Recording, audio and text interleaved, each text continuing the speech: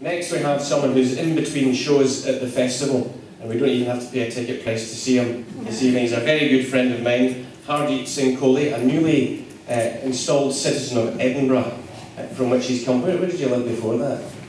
In England. In that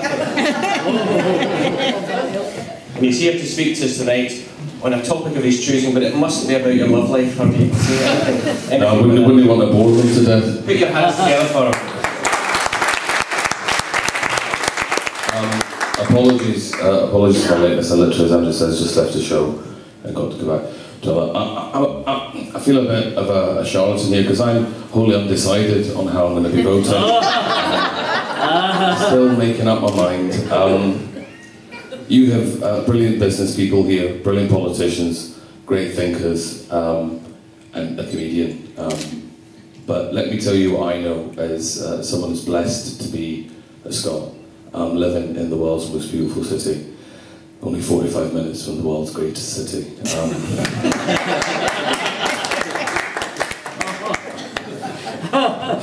Why would the child of an immigrant be so keen on independence? The first time I ever voted in our house, we came from a Labour house. For the youngsters amongst you, that's a socialist Labour Party. I don't blame you for not recognising any left-wing thinking at all in the current New Labour regime. A party so far to the right, they deregulated the banks the way the Tories would never imagine doing it.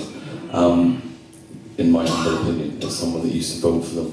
I vote SNP in local elections and I used to vote Labour in the general elections. That's how I used to vote as a child. I always wanted the country I lived in, the country that created me, educated me, to be... We're not creating a new nation here. Language is so very important. We're restoring a nation. What Scotland has given the world historically, no other nation has punched with such venom and weight and such integrity. We're sitting here in the city that gave us the Enlightenment. While they were wiping their arses in London on leaves, we were creating modern medicine in Scotland. This isn't about the English. The biggest single recipient, the biggest beneficiary from an independent Scotland won't be the Scots. Controversially, it will be the English.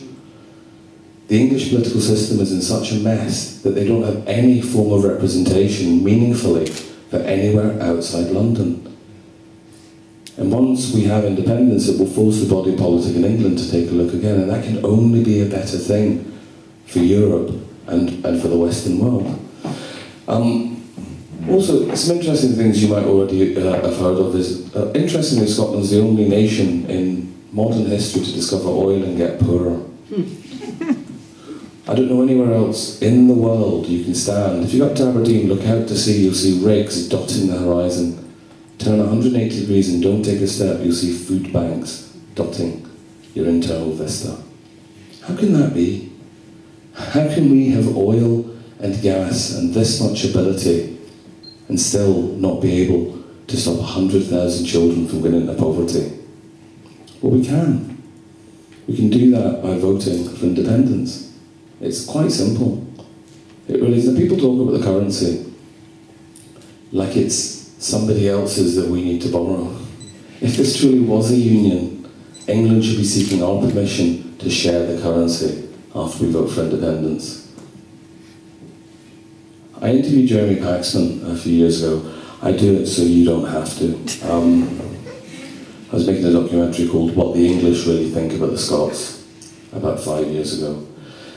And we were all guilty of this. You know, I've lived in England half my life. I have a lot of great, but some of my best friends know English people. I have a lot of dear English friends, okay?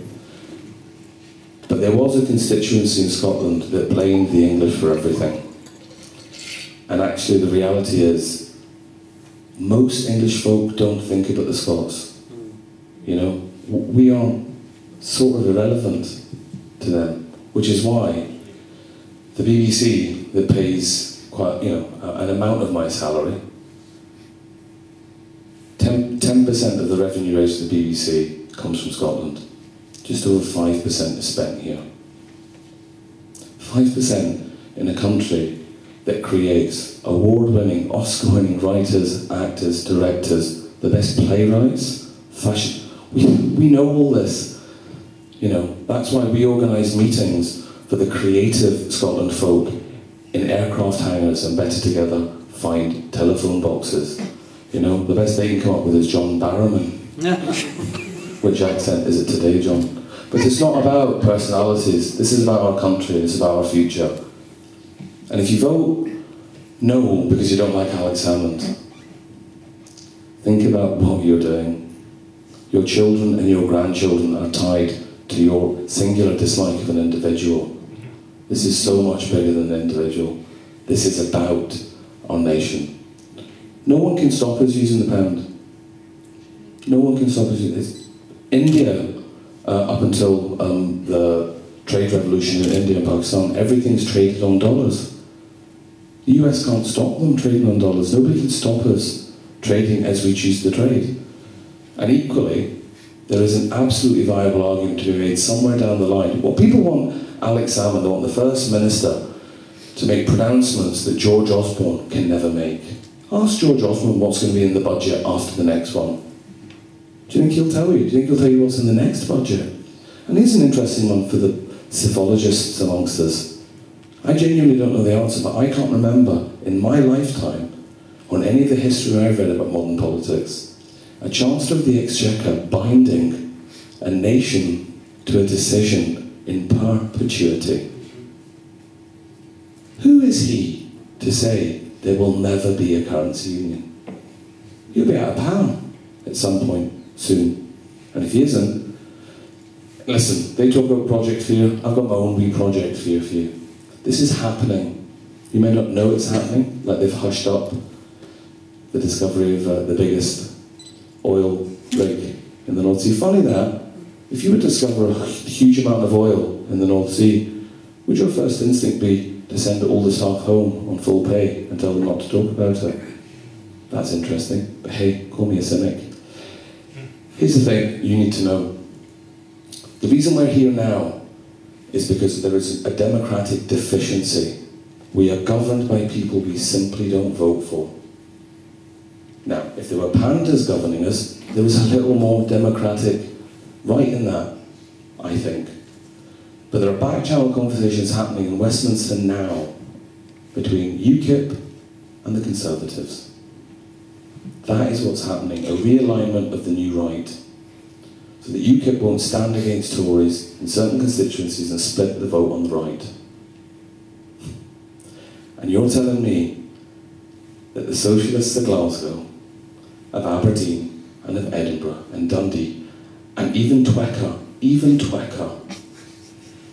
it's just a comedy word, are going to accept being governed by UKIP and the Tories? Ultimately, I'll tell you this, right? I'll tell you this for nothing. I have a nephew in my family who is adamant that we should stay as part of the UK. His great-granduncle was killed in partition. And I say to him, as I say to you, better together, would that have been better for India? Would that have been better for Pakistan? Would that have been better for Bangladesh? No. We all sign up to the school of thinking, you know, and also Barack Obama. Do tell us what you think about independence. It's not done America much harm, has it? It's not about money. It's not about economics. We fucking invented economics.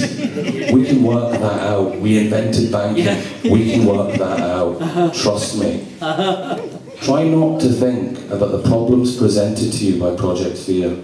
Because here's what I'm thinking when I put my head on my pillow every night, is I'm thinking about the amazing, world-leading country Scotland can be again. That's what we can be. We can lead Europe and the world forward. We have the capability. Thank you. Thank you.